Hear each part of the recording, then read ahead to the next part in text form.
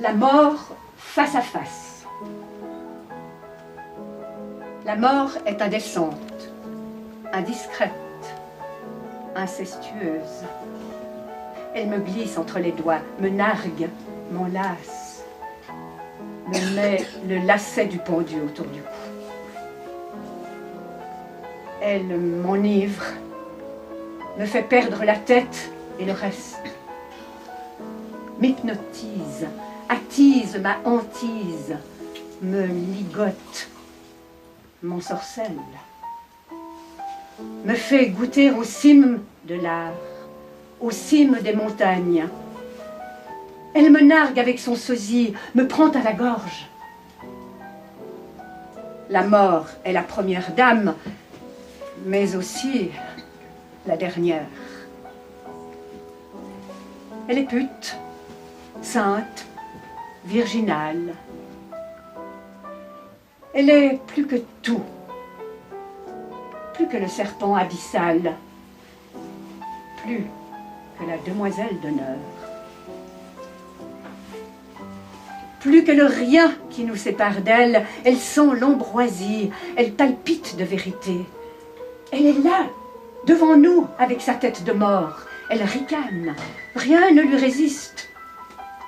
On croit avoir raison avec de belles promesses, avec des promenades au soleil, avec la tendresse désirante. Mais elle est là, plus vraie que le tombeau, plus belle que la vie, plus laide qu'elle-même, plus sournoise que la vérité,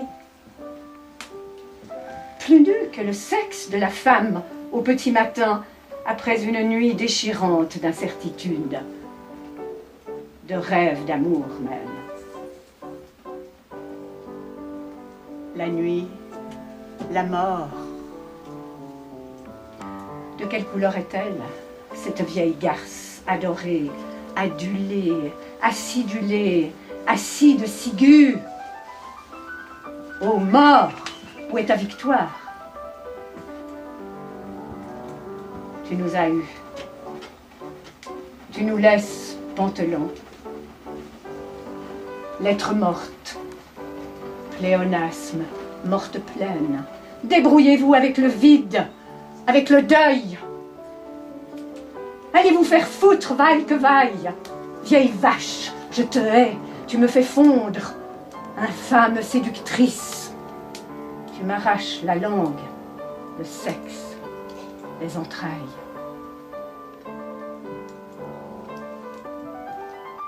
Laisse-moi caresser encore une fois tes lèvres, m'enivrer de plaisir. Le plaisir du désir après avoir sécrété une dernière fois une dose mortelle de sérotonine. Encore une fois. C'est bien de cela dont il s'agit. Mort, chienne. Tu n'es qu'un coup dans l'eau de la vie. Mort, tu grinces devant moi, tu aboies, tu fais mine de t'en aller. Va te faire foutre. N'ayant plus rien à perdre, j'ai tout à gagner. L'exposition a un intérêt, c'est de se dire qu'est-ce qu'on pense de la mort. Et moi j'ai été beaucoup confronté à la mort. Une chose que j'ai appris, c'est qu'on n'a pas de raison de se dire que les morts sont mal où ils sont, qu'ils souffrent. Ça c'est la grande réflexion que j'ai. Et par rapport à Linda, qui était une grande amie, j'avais dit la mort est une délivrance pour ceux qui partent, mais c'est un abandon pour ceux qui restent. Et on se sent abandonné, on a le droit d'être en colère. Alors c'est pas une accusation, ils sont morts d'un cancer, d'un accident, c'est pas du tout une accusation, mais nous on se sent abandonné. Et quand on est victime, à un moment on a le droit de dire mais merde, et moi j'ai toujours tous les jours vers Linda, mais je dis t'es une vieille vache, moi je t'aimais bien, t'es parti sans laisser d'adresse. Et j'ai le droit d'avoir cette colère. Alors de toute façon elle s'en fout, mais pour moi c'est salutaire d'exprimer. Et la question de cette exposition, c'est qu'est-ce que vous pensez de l'amour, qu'est-ce que vous pensez des morts, et voilà, et avec tous les artistes qui donnent leur interprétation. Voilà, je finis par en disant que sur le virtuel, une chose que je raconte parce que je suis un vieux prof, c'est qu'une sculpture ne signifie rien. Elle représente un bouquet de fleurs ou une femme nue, mais elle ne signifie rien. Si vous voulez avoir une signification, vous vous mettez devant et dites qu'est-ce que je ressens. Mais la chose que tout le monde sait, c'est que vous achetez une peinture avec un bouquet de fleurs et une femme nue, vous n'achetez ni le bouquet de fleurs ni la femme nue, ça serait trop beau. Si vous avez le truc, vous me direz, vous achetez la représentation plus ou moins bien faite du bouquet de fleurs et de la femme nue. Donc toute représentation est virtuelle. Et je finis en disant que la Joconde, si vous êtes réaliste et pragmatique, c'est un cadre avec 30 francs de peinture dessus. Et je fais une réflexion encore, Manolo Torres, que j'admire infiniment, il m'a fait une maquette magnifique, mais c'est des tours de 15 mètres. Alors j'ai dit à Manolo, j'expose la maquette, la sculpture elle est virtuelle, vous pouvez l'imaginer, vous voyez c'est le rapport entre virtuel. Très gentiment il m'a donné sa maquette, parce que sinon j'ai exposé que la photo, vous voyez c'est le rapport entre le... Voilà. Mais c'est vrai le problème qui se pose à nous, c'est qu'est-ce qu'on pense de la mort, comment on gère cette solitude qui nous étreint après la mort, et voilà. Ça y est Gilles, à toi. Moi, bravo pour cette magnifique introduction. Il faut quand même que je raconte un petit peu l'histoire qui nous lie tous les deux. On s'est rencontrés dans une galerie, il est venu me dire je suis intéressé par ce thème, ton travail il collerait exactement avec cette exposition que j'aimerais faire depuis des années. Alors j'ai dit oui, d'accord. Puis comme vous savez, il parle beaucoup. J'ai dit alors on l'a fait quand? Puis alors il continue à parler. Et puis alors mais on l'a fait quand? Quelle date? Et il continue à parler. Et on mange, et le repas passe. Et quelle date? Et on a décidé, le premier jour du printemps, c'est quand même joli symboliquement, parce que c'est un jour de renaissance. Et donc, on a choisi ça ensemble. Le problème, c'est que moi, j'étais pris de court, parce que je suis parti dans un gros travail que je n'ai pas pu finir. Mais c'était pour le mettre un petit peu, lui botter un peu les fesses pour qu'on arrive à faire quelque chose dans les temps. Et entre-temps, il a fait 2 expositions. Peut-être que vous êtes venus à la première ou à la deuxième. La première, ça s'appelle Déstockage, parce qu'il y avait beaucoup de choses ici. Et il essaye de tout vendre. Alors si vous voulez lui acheter quelque chose, alors vous ne gênez pas, vous pouvez négocier avec lui. Et puis la deuxième, c'était il montrait ses chandeliers, donc vous pouvez en admirer quelques-uns ici. Et la troisième, c'est l'au-delà. On a enfin déblayé tout cet espace. Alors l'au-delà, on a commencé dans la poussière. Bah oui, c'est normal, on passe tous par là. Et donc ce thème, c'était pour... vous dire que je me suis passionné à un domaine qui, peut-être vous le connaissez, peut-être vous ne connaissez pas, mais en tout cas pour moi c'est nouveau. Vous savez, la plupart du temps on parle de croyance, de religion, et moi je pense que si, et moi je pense que ça. Et depuis 40 ans, on a des témoignages de personnes qui meurent réellement, donc encéphalogramme plat, le cœur ne marche plus, le corps inerte, enfin tout ne fonctionne plus. On les réanime et miraculeusement, quelque part, ils reviennent. Et ces gens-là, il n'y en a pas qu'un seul sur la Terre, il y a à peu près 4% de personnes qui ont vécu ce genre de choses. Entre le traumatisme crânien qui amène en état de coma, et puis la vraie décorporation, et puis le voyage dans l'au-delà, il y a à peu près 4% des gens qui ont vécu ce genre d'expérience, soit le tout début, soit des expériences beaucoup plus loin.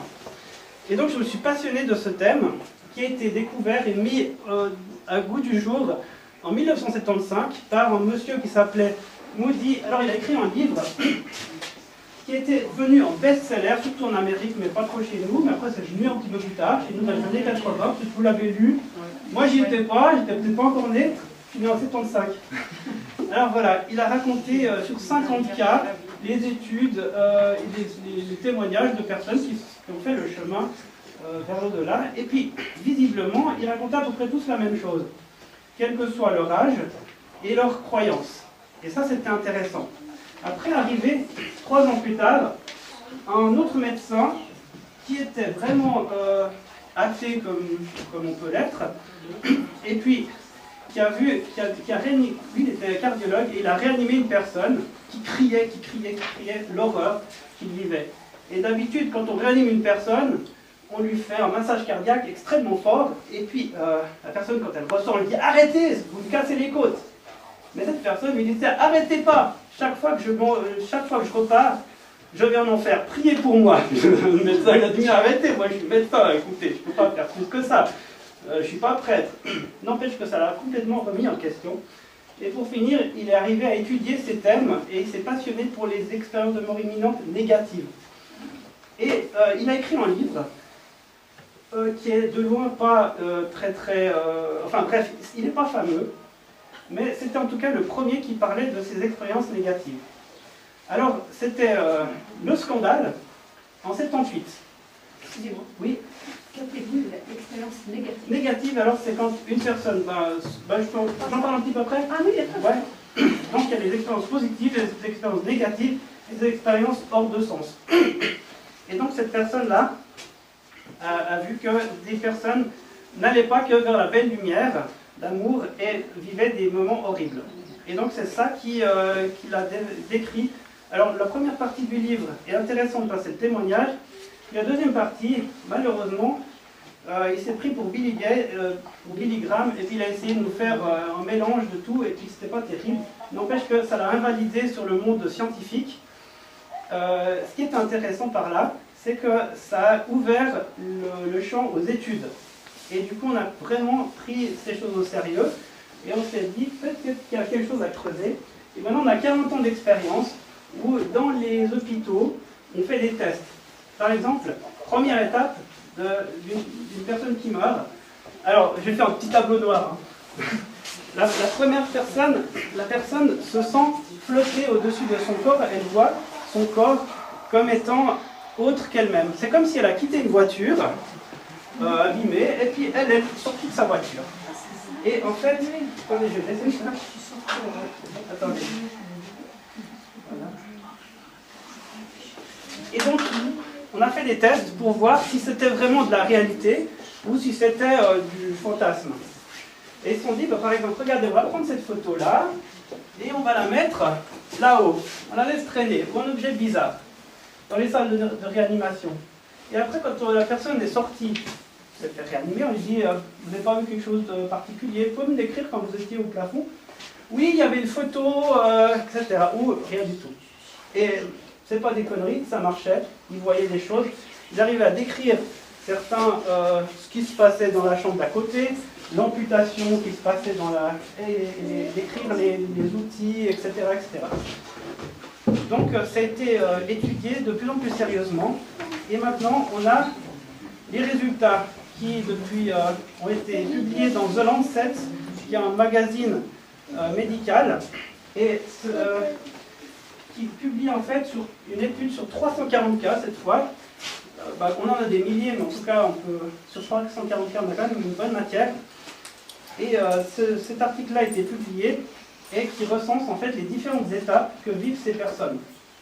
Et ce qu'on a vu, c'est que ça ne dépend pas de l'âge, ça ne dépend pas forcément de la religion, et ça ne dépend pas du lieu géographique, donc pas de la culture. Et donc c'est ça qui m'a passionné. Et moi, je vous invite à vous en passionner parce que, justement, on va tous y aller. Donc, c'est un domaine vraiment assez croustillant. Et moi, j'ai fait le lien. Ce qui m'a vraiment intéressé là-dedans, c'est que moi, je suis de base, je suis chrétien. Et donc, j'ai tout un arrière-plan, je connais bien la Bible. Et je me suis dit, mais c'est génial. C'est génial parce qu'en fait, la Bible dit ça avec d'autres mots.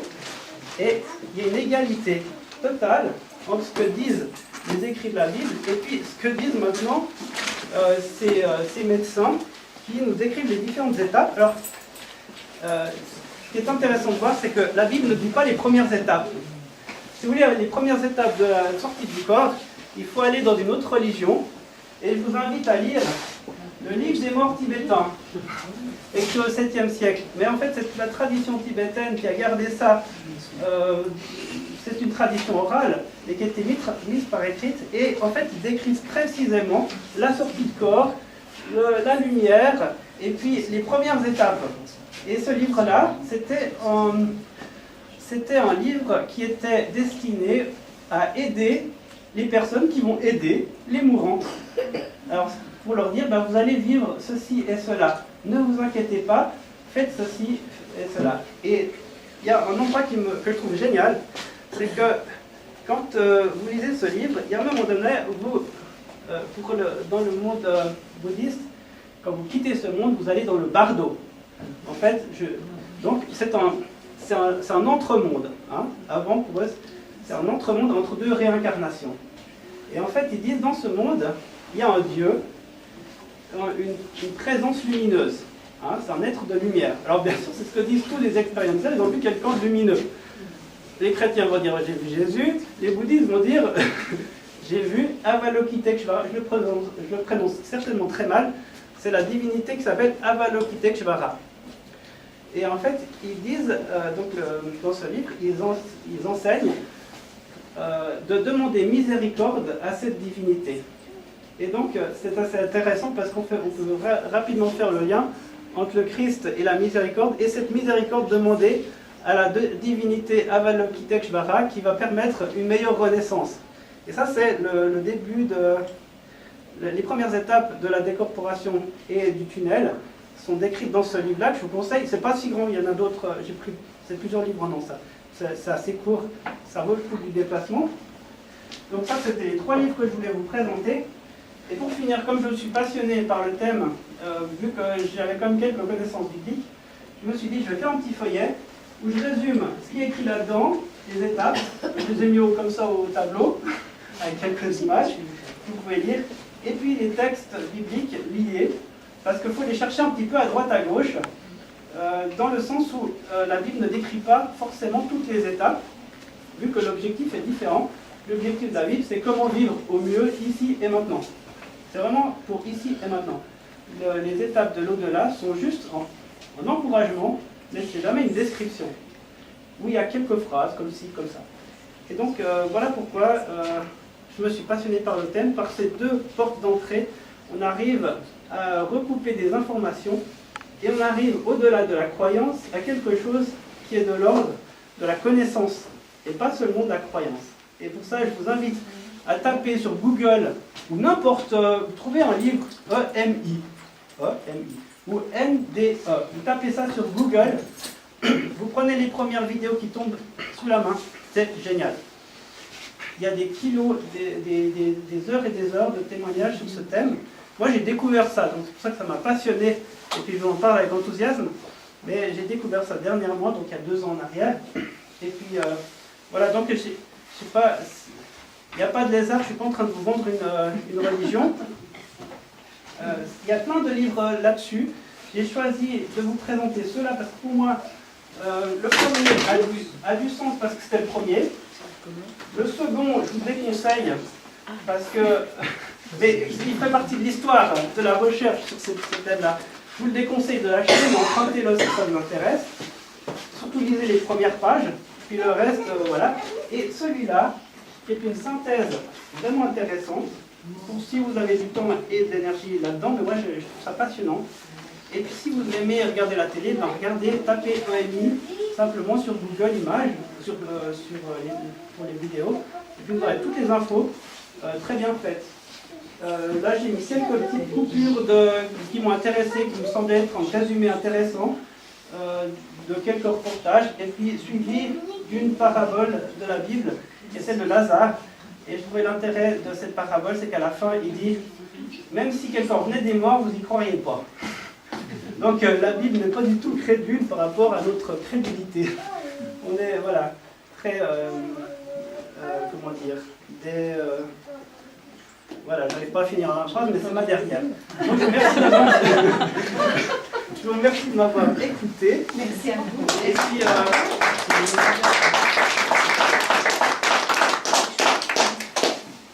j'ai 2 petites questions. Est-ce que les titres des livres figurent dans votre brochure? Ils figurent à la dernière page, vous pouvez vous servir, j'en ai 50, servez-vous. Oui, j'en ai pris un. Deuxième chose, le livre de Jean Ziegler, Les vivants et la mort, vous connaissez? J'ai pas tout lu. Il y en a tellement que je promets que j'ai pas tout lu. EMI, expérience de mort imminente.